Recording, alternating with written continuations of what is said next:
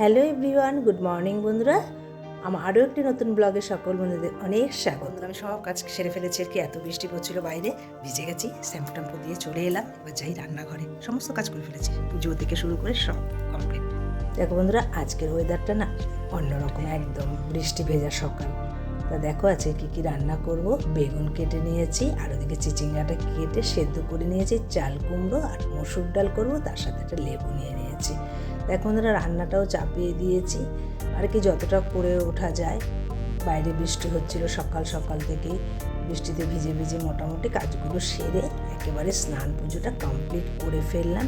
করে নিয়ে কিছু কাঁচাও ছিল, আর আমার না কাচতে গেলে ওখানটা ভিজতেই হবে, জানো তো। আমি বাথরুমে সেভাবে কেচে খুব একটা মানে ভালো লাগে না, আর আরামও পাই না। আমার মনে হয় যেন বাইরেই বেশ খোলামেলা জায়গা, তো বাইরেটা পাঁচিলও দেয়া, কোনো সমস্যা হয় না, মানে কোনো পাশাপাশি কিছু দেখাও যায় না। তার কাঁচা ধোয়াও ছিল, সেগুলো আর কি করতে করতে বেশ ভিজে গেছি। তার জন্য একেবারে স্নান পুজো, মাথাটাও শ্যাম্পু ট্যাম্পু করে রান্নাও চাপিয়ে দিয়েছি। দেখো, তা জানো তো, এমনই অবস্থা, আমি যদি বাজারে না যাই মাছ খাওয়া একদম হবে না। আমার বর যাবেই না, ওই তুমি যা ইচ্ছে রান্না করো সেটা দিয়েই খেতে বাধ্য, মানে মাছ আনতে সে যাবে না। তার জন্য আজকে আমার সেভাবে বাজারেও যাওয়া হয়নি, যে আবারও ভিজবো। ভিজে গেলে দেখবে শরীরটা ভীষণ খারাপও করে, মাথাটাও ভার হয়ে থাকবে। তার জন্য আর ঠিক করলাম বাজার যাব না, ঘরে যা আছে সেগুলো দিয়েই রান্নাবান্না করে ফেলি। তার জন্য দেখো ঝটফট করে রান্নাটাও সেরে ফেলে একটু রান্নাঘরটাও পরিষ্কার করে নিচ্ছি সেই ফাঁকে। আর প্রত্যেক দিনই এইভাবে কিছুটা হলেও করে থাকি। দেখুন, ধরো রান্নার ফাঁকে ফাঁকে যদি আমরা সময় পেয়ে এই যে রান্নাঘরটাই ধরো একটু পরিষ্কার করে নিই প্রত্যেক দিন এই হালকাভাবে, আর কোনো তেল কাজটাও হয় না। যেমন ওভেনটা ধরো প্রত্যেক দিন একদম রান্নার শেষে দুবেলা, যেমন রাত্রেবেলাও পরিষ্কার করে শোবো আর কি, আর শেষে রাতের শেষটা, আর এই দিনের বেলাও তাই। আর দেখো কত সুন্দর পরিষ্কারও থাকে বলো।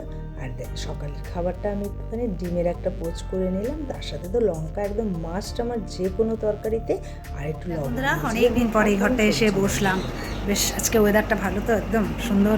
দেখো দেখো আজকের ওয়েদারটা এতটাই ভালো, ঘরে মানে এই ঘরটা এসে বসলাম কিছুক্ষণের জন্য, জানালাটা খুলে দিলাম, বসি তারপর বর আসার জন্য অপেক্ষা করছি। দেখো বড় চলে এসে দোকান থেকে, আর ভাতটা আজকের ওই ঘরে খাইনি, বললাম না ওয়েদারটা এত সুন্দর ঠান্ডা বলে। দেখো খাওয়া দাওয়া করার পরে একটু রেস্ট দিয়ে পরে ঘুমিয়েছি বেশ খানিকক্ষণ, ঘুমিয়ে নিয়ে আবারও চা করে নিয়ে দুজনে চা খেয়ে নিলাম। সেও দোকানে বেরিয়ে গেল, আর আমি এই যে দেখো সন্ধেবেলার আর কি, সন্ধে হবে হবে ভাত, তার আগেই আমি মোটামুটি চেষ্টা করি ঘর দেওয়ারগুলো একদম গুছিয়ে কাজ করার জন্য।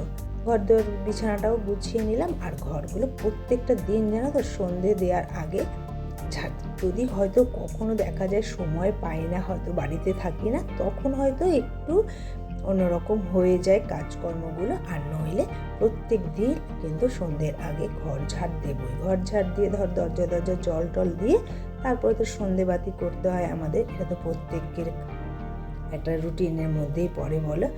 আর আজকে এই ঘরের জানালাটা যেমন খুলে আমি একটু বেশ কিছুক্ষণ বসেছিলাম, তা আটকে দিই। আর রাত্রেবেলা দেখবে যেমন ওই ঘরে থাকবো, আর ঝড় বৃষ্টি হলে না টেরও পাবো না, আর জানলাটা বাড়িও খাবে, আর বৃষ্টির ছিটা আসবে ঘরের মধ্যে।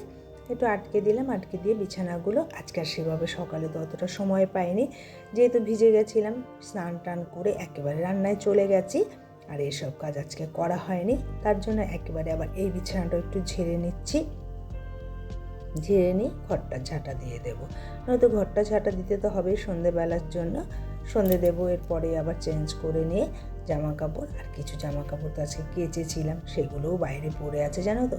পরে দেখলাম আকাশটা বেশ একটু ভালো হয়েছে, তার জন্য আর জামা কাপড়গুলো তোলাও হয়নি, তা এখন তুলে নেব। যা শুকিয়েছে, আর যদি কিছুটা না শুকোয় মেলে দেবো।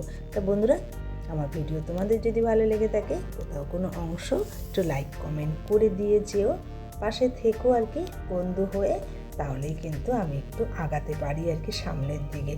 তোমাদের ভালোবাসা না পেলে কিন্তু এই প্ল্যাটফর্মে কাজ করা একদম অসম্ভব, জানো তো বন্ধুরা। তো দেখো জামা কাপড়গুলো বেশ মানে জলটা তো ঝরে গেছে বলো, আর কোনো গন্ধ হওয়ারও চান্স থাকে না। আর নইলে না একটা বর্ষাকালে দেখবে বিচ্ছি গন্ধ হয়ে যায় জামা কাপড়, সেগুলো পরার মতোও থাকে না। আর আমি সবসময় এই রেলিংটাতেই আর কি মেলে দিই। আর যদি ধরো একটু বেশ ভেজা থাকে তখন ওই ছোটো ঘরে আবার দইটা টানিয়ে তখন আবার মেলতে হয়। তাই চলো বন্ধুরা, আজ এই পর্যন্ত রইল। টাটা, তোমাদের সাথে আবার অন্য কোনো ব্লগে দেখা হবে।